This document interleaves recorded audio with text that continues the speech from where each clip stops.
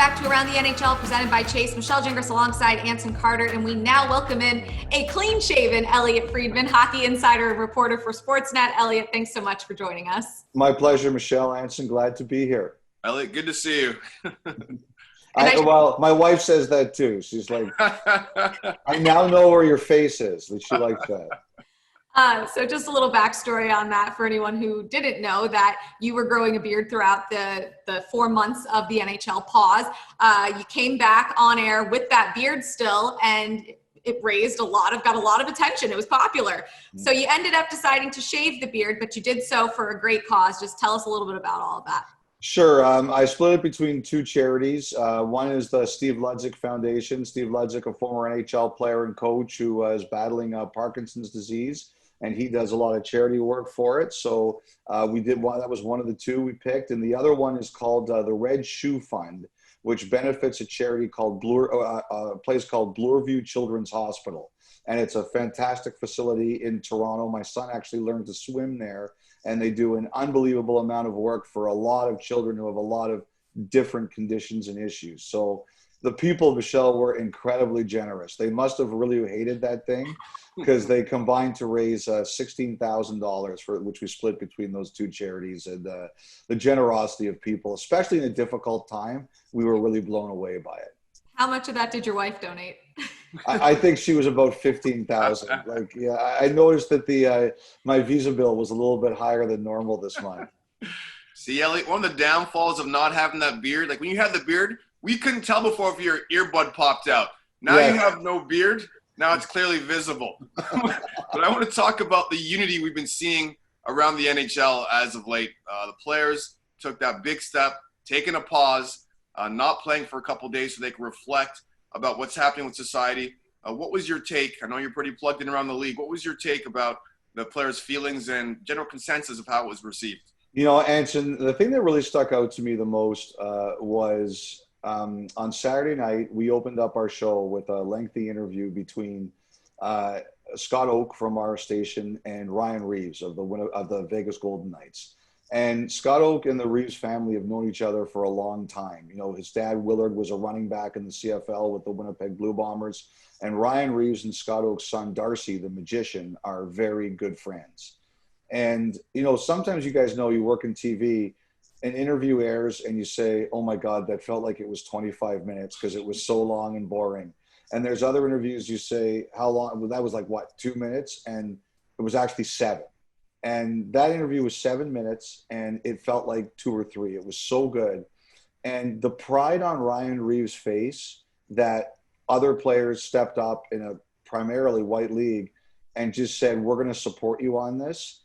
You know, Ryan Reeves, we think about Ryan Reeves on the ice making chicken noises at Antoine Roussel or something like that. We think about him, you know, putting other guys through the glass and being a real physical presence. Just to see the look on his face as he talked about the support he received, that really stuck out with me. And I think that's the thing I'm going to take from it, is that here's a black player in a sport that's primarily white, and at a time when he was feeling a lot of different things because of what's going on in the world right now, he felt incredibly supported by the other players in the league. And that's the thing I'm going to remember, that people stepped up. Like, Anson, like I've listened to all your stuff in the last 72, 96 hours. You've lived life experiences. Like, I face some prejudice, but I have not lived the life experiences that you have. So I think, like, who am I to argue with anyone? But to see the look on Reeves' face as he talked about the support he received, Anson, it really resonated with me. Yeah, you know what? It was great when he made those comments, and it was great to see them stand in solidarity. And the point that I want to make, too, with Ryan Reeves in his comments is he told the guys he was going to sit out, and he said, guys, listen, you can sit out if you want to, and it's okay if you want to play. And it was that level kind of mature take on things that I really respected, too, from Ryan Reeves, because players are in a tough position whether they want to play or not play. But he gave the guys an option, and the guys chose not to play. Like, that was the important thing. That was my biggest takeaway, because we all know my position on this. Like, I respect the guys for not playing, but I gave my reasons as why I thought it was okay to play. But he gave players that option, which is important. He wasn't going to try to bully players. because it's a tough position for NHL players to be in. Because if they said, hey, Revo, we feel like playing, whatever, well, then automatically people come out and say, well, those guys are racist. They don't care about black issues. They don't care about the social injustice. But he gave them that option, and it was tremendous to see NHL players say, you know what, Revo, we understand, we respect you, we understand these issues affect us too as a community and a society, and we're going to stand with you. And that was important. I agree with that. And I think the other thing is people who really love hockey, what they talk about a lot is that you can be a ferocious opponent on the ice, and claw each other's eyes out and put your sticks up each other's noses. And then when you're off the ice, you take care of each other. And, if you've been watching that Vegas-Vancouver series, those two teams are pummeling each other. Like, those have been 4 mean, nasty, hard games. And yet, after the second of those 4 games, at a morning skate on Thursday, the 10 Vancouver Canucks approximately are waiting outside the Vegas room to talk to Ryan Reeves and support him. And what I've been told, guys, is that the Canucks had actually decided before that meeting that they probably weren't going to play. But then in that meeting, they decided they firmed it up. And I just think it says a lot about, like, the people who say that there's a lot of good in hockey, they were proven right in the sense that, yes, we're fierce rivals, but we also take care of each other. And I think that's the best, I don't know if commercial is the right word, the best commercial for the sport right there, because that's the way life is supposed to be. We compete against each other, but we support each other. Elliotte, I do want to transition though. Toronto and Pittsburgh made some trades last week. The deal reminding everyone, as you wrote in your 31 thoughts, that it's time to do business. It's still, for a lot of these teams, they're in the off season and it's time to move forward. So I want to talk about the direction of those two franchises, both Pittsburgh and Toronto, after such disappointing exits. Where do they both stand? Well, I think that, first of all, it's just a reminder of how our clocks are off, right? First of all, it's hockey in August. And secondly, a lot of these teams, they're used to when you lose in the playoffs early, you kind of have a few weeks to kind of relax and start taking stock and then figure out what changes you want to make. Well, the Maple Leafs and the Penguins basically said, hey, guys, the offseason started, time to get to work. So everybody's kind of working. I think with the Maple Leafs, it's simply a matter of, they want to change their mix. They've got a lot of skilled offensive players, but they need some edge, and they're gonna change their mix a little bit. They also had to open up some cap room to do it, and this trade does that.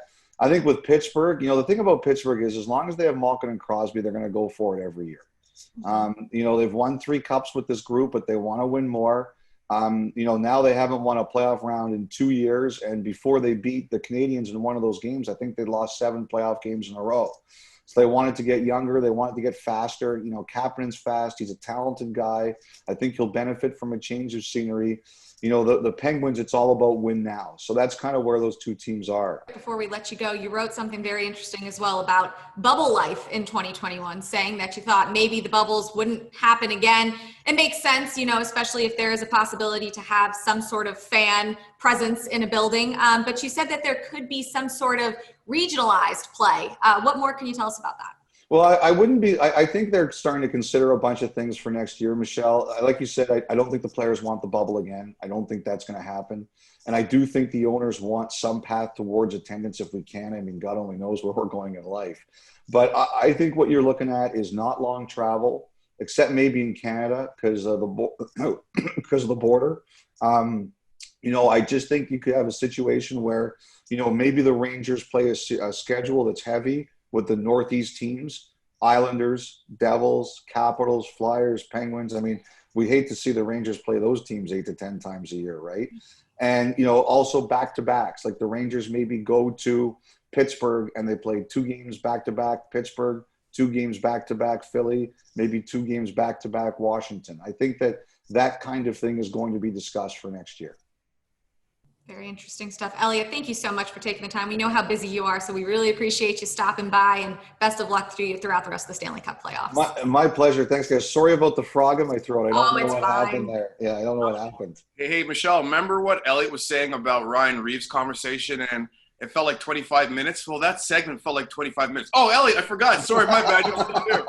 My bad. That's pretty good, Anson. I'm just joking. Awesome stuff, Elliotte. Great Good stuff. man. All right, guys, take care. Have a good one. Coming up, we're playing Ice Aged with Ace. You won't want to miss it. That's when Around the NHL presented by Chips returns. That was really good. I like that. My relatives in New York, they'll love that. They'll be like, they thought you sucked.